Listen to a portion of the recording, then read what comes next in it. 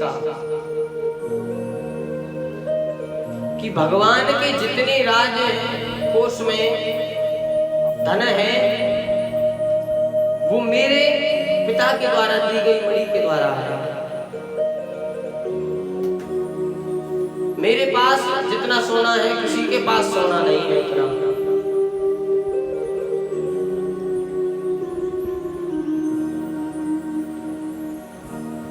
नारद जी गए सत्यभामा के यहाँ कि एक दिवस नारद सत्यभामा महल पधारे, पूछी मंगल कुशल सत्यभामा ऐसे वचन उचारे। नारद जी आए।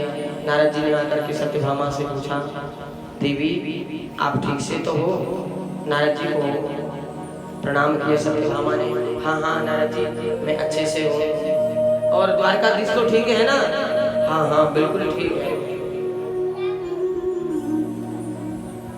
बोल देवी मुझे लग रहा है कि द्वारकाधीश आपसे बहुत प्रेम करते हैं और आप भी बहुत प्रेम करती हो। हाँ नारद जी बिल्कुल, इसमें कौन सी शक वाली बात है, प्रेम तो मैं करती हूँ और वो भी हमसे करते हैं।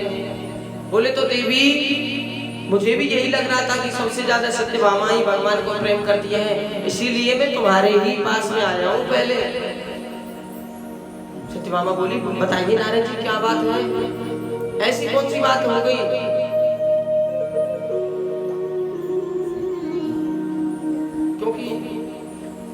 सत्यभामा को अपने सोने पर अभिमान था। नारद जी से बोली अभिमान बताइए आपकी क्या सेवा कर सकती हूँ, आप मेरे पास में आए हो, आप बताइए जो आप कहोगे मैं वही सेवा करूंगी तुम्हारी। कैसे हुआ आगमन ऋषिवर, क्या सेवा करूं तुम्हारी, क्या सेवा करूं मैं?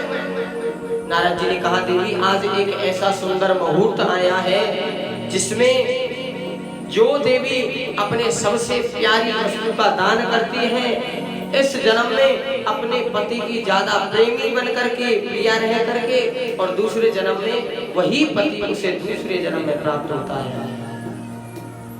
अब तुमको जो सबसे ज्यादा प्रिय है वो वस्तु हमें दान कर दो। सत्यभामा ने विचार किया ऐसी कौन सी वस्तु है जो सबसे ज्यादा प्रिय है। फिर एकदम ध्यान आया सबसे ज्यादा प्रिय तो मुझे द्वारकाधीश है। बोले द्वारकाधीश है तो उनका ही दान कर दो। और सच में पति की ज्यादा प्रेम का बन करके दूसरे जन्म में वही प्रेमी मिलेंगे? बोले हाँ और क्या बिल्कुल मिलेंगे। कैसे हुआ आगमन ऋषिवर, क्या सेवा करूं तुम्हारी, बोले ऋषिवर दान में चाहिए हमको कृष्ण मुरारी। बोले दान में दे दो हमें अपने पति को। बोले ठीक है मैं सत्यभामा अपने पति का दान करती हूँ क्योंकि इस जन्म में मैं अपने पति की ज्यादा प्रेमी बनूं और अगले जन्म में वही पति मुझे दोबारा प्राप्त हो, यही कामना मन में लेकर के मैं नारद जी को अपने पति को देने का संकल्प करती हूँ। संकल्प कर दिया।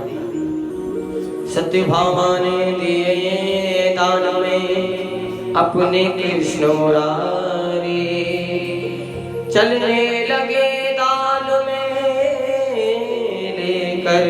श्री नारद जी गिरधारे। नारद जी लेकर के दान ले लिया, महल से बाहर आए, इतने में द्वारकाधीश आ गए। द्वारकाधीश का हाथ पकड़ लिया, बोले चलो हमारे साथ। बोले नारद जी मैं कहाँ चलूं तुम्हारे साथ में? बोले चलना ही पड़ेगा, तुम्हारा दान हो चुका है, अब तुम्हें छोड़ने वाले थोड़े ही हैं। बोले दान हो चुका है, किसने कर दिया मेरा दान? बोला आपकी धर्मपत्नी ने। सत्यभामा ने कहा हाँ चले जाओ कोई बात नहीं। बोले सत्यभामा तू नहीं जानती ये साधु है संत है, बहुत काम करवाएंगे ये मुझसे, मुझ पे काम आता नहीं है। अरे बोले कोई बात नहीं, सीख जाओगे तुम, चले जाओ। अब भगवान ने पूछी सत्यभामा से, अरे तू ये तो बता दे तूने दान किस वजह से किया है?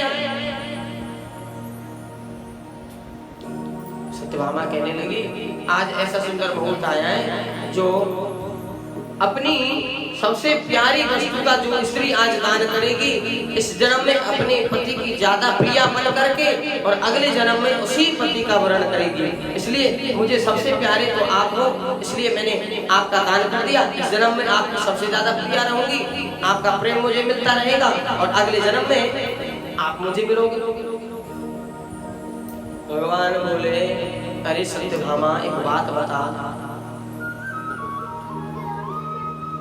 जब इस जन्म में तूने मुझे दान दे दिया और दान में लेकर के मुझे नारद जी लेकर के चले जाएंगे, फिर तुझे पति का प्रेम कहां से मिलेगा? फिर कहां प्रिया बनेगी इस जन्म में?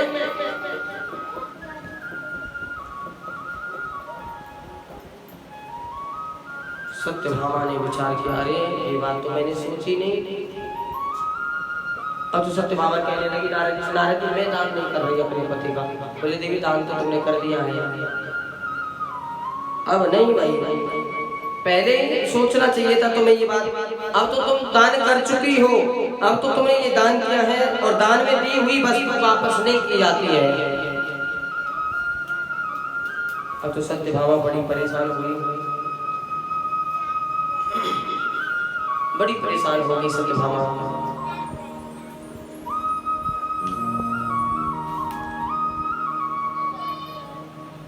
सत्यभामा ने कहा, नारद जी कैसे भी करो, मैं अपने पति का दान नहीं करूंगी।